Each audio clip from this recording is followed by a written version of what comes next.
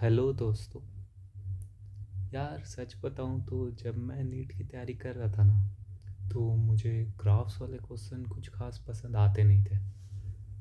और ईसीजी का ग्राफ लगता था क्या दे दिया यार, मतलब बेकार है। लेकिन जब एमबीबीएस में हूँ और देखता हूँ तो लगता है यार बहुत आसान था एनसीईआरटी में। तो आज हम लोग वही पढ़ेंगे जल्दी से। छोटा सा टॉपिक है और नीट में अगर आया तो 4 मार्क्स आपके पक्के हैं। बस इस वीडियो को अच्छे से देख लेना और एनसीईआरटी रीड कर लेना। तो सबसे पहले ईसीजी पढ़ने से पहले हेलो डीपोलराइजेशन एंड रीपोलराइजेशन का कॉन्सेप्ट समझ लेते हैं एक बार जल्दी से। मान लीजिए ये सेल मेम्ब्रेन है, तो सेल मेम्ब्रेन के अंदर होता है नेगेटिव चार्ज और बाहर होता है पॉजिटिव चार्ज। अब ये क्यों होता है ये अभी नहीं पढ़ना, ये बाद में पढ़ेंगे हम लोग। ये चार्ज सर्टेन चैनल्स मेंटेन करके रखते हैं, लाइक सोडियम पोटेशियम एटीपीएस। तो when some more channels open, like sodium channel calcium channel, तो ये चार्ज का कॉन्सेप्ट उल्टा हो जाता है।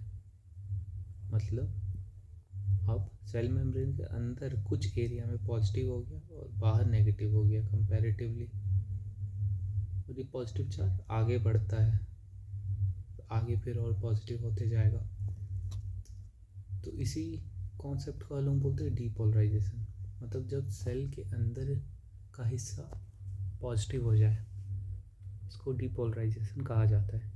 और जब सारा काम हो गया, वापस नेगेटिव हो गया सेल के अंदर का हिस्सा, तो उसे रिपोलराइजेशन कहा जाएगा। तो कॉन्सेप्ट ये है कि जब भी डीपोलराइजेशन होगा किसी मसल का, तो वो कॉन्ट्रैक्ट करेगा। Depolarization is important for contraction of muscle. अब हम लोग अगर हार्ट को इमेजिन करें तो उसके होते हैं 4 चेम्बर्स। अगर अब डायग्राम बनाया जाए तो ऊपर की जो एट्रिया है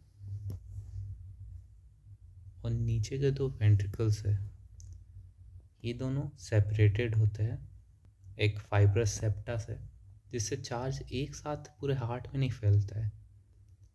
चार्ज फैलता है इंटर एट्रियल पाथवे से दोनों एट्रिया में एक साथ, और उसके कुछ मिली सेकेंड्स बाद आता है वेंट्रिकल्स में।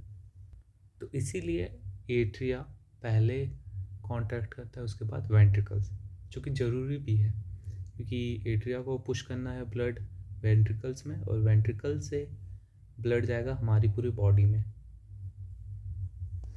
सबसे पहले एट्रिया में डीपोलराइजेशन कैसे होता है, कहाँ से होता है। तो the thing which is responsible for depolarization is mainly SA node and AV node, bundle of His, ये सब भी करते हैं। ये मेनली SA node करवाता है। तो SA node से डीपोलराइजेशन होना स्टार्ट हुआ पूरे एट्रिया में।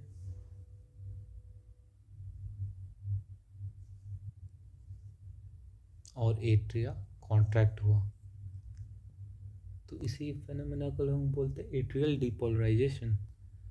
और ये रिप्रेजेंट करता है पी वेव हमारे ईसीजी में।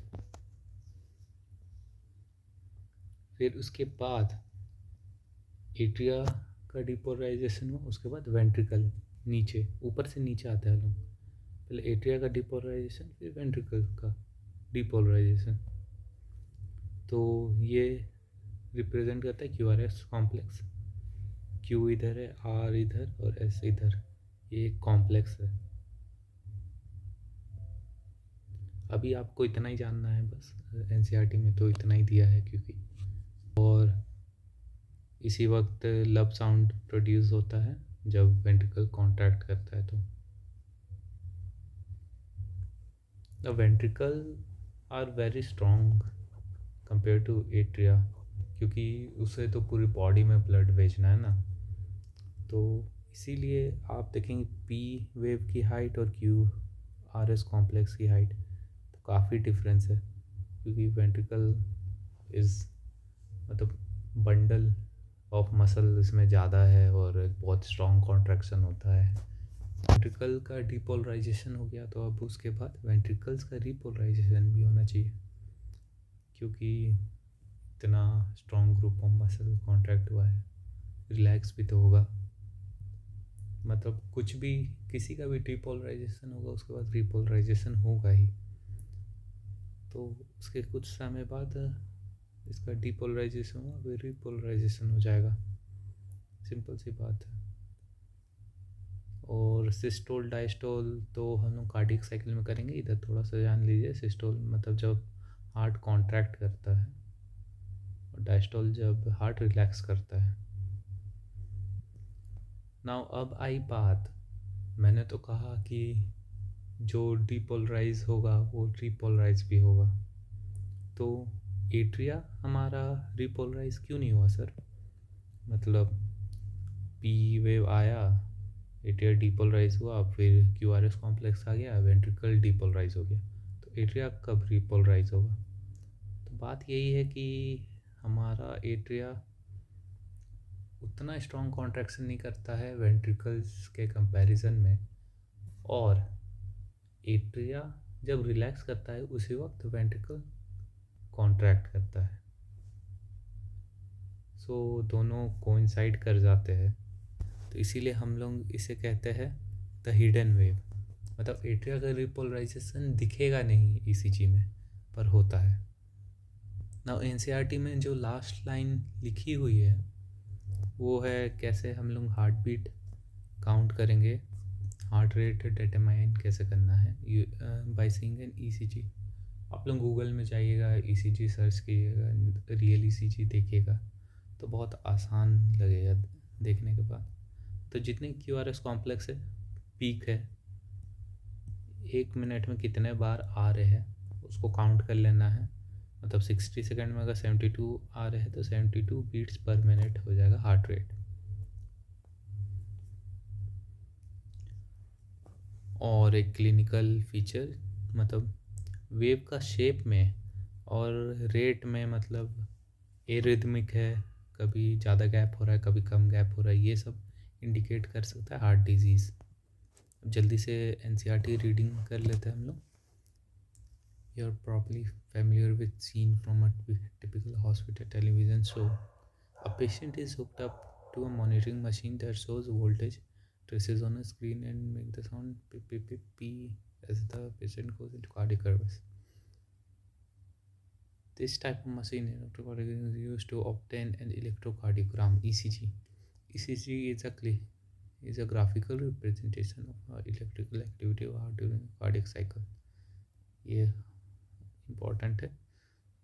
टू ऑब्टेन ईसीजी एशोन, मतलब इधर सीरियल की बात कर रहे हैं, सीरियल में मरता है जैसे इंसान, वही। और ईसीजी की डेफिनेशन लिखे है, ECG is the graphical representation of the electrical activity of the heart during cardiac cycle. Cardiac cycle क्या होता है ये हम लोग नेक्स्ट वीडियो में डिस्कस करेंगे। नाउ इधर एक चीज़ बतानी है, तो आपको ध्यान देना है कि ईसीजी का फुल फॉर्म क्या होता है। इलेक्ट्रोकार्डियोग्राफ। इलेक्ट्रोकार्डियोग्राफ अगर आप देख रहे हैं तो ग्राफ आप सोचेंगे ग्राफ तो इसी को बोलते होंगे पेपर में जो आता है, लेकिन नहीं, ग्राफ जो होता है वो होता है मशीन, और ग्राम जो होता है इलेक्ट्रोकार्डियोग्राम वो होता है वो ग्राफ पेपर जिसमें ईसीजी आता है, ईसीजी रिपोर्ट। सो इस पे आप लोग ध्यान दीजिएगा, इलेक्ट्रोकार्डियोग्राम और इलेक्ट्रोकार्डियोग्राफ। और इलेक्ट्रोकार्डियोग्राफी उस प्रोसेस को बोलते हैं, मतलब ईसीजी करने के प्रोसेस को बोलते हैं।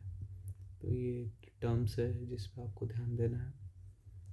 और एक बात, ये जो लाइन है जो स्ट्रेट जा रही है नीचे, इसे हम लोग आइसो इलेक्ट्रिक लाइन कहते हैं। मतलब ये सब एक्स्ट्रा है, कुछ काम का तो है नहीं, पर जान लीजिए। फिर लिखा है टू ऑब्टेन स्टैंडर्ड ईसीजी, मतलब connected to machine with 3 electric. इधर 3 लिखा है लेकिन असली में हम लोग बहुत ज़्यादा करते हैं, मतलब टोटल 6 करते हैं। और एक ट्रायंगल बनाते हैं, लेफ्ट तो left hand, right hand and left ankle, ये ट्रायंगल बनाते हैं एंथोवन ट्रायंगल।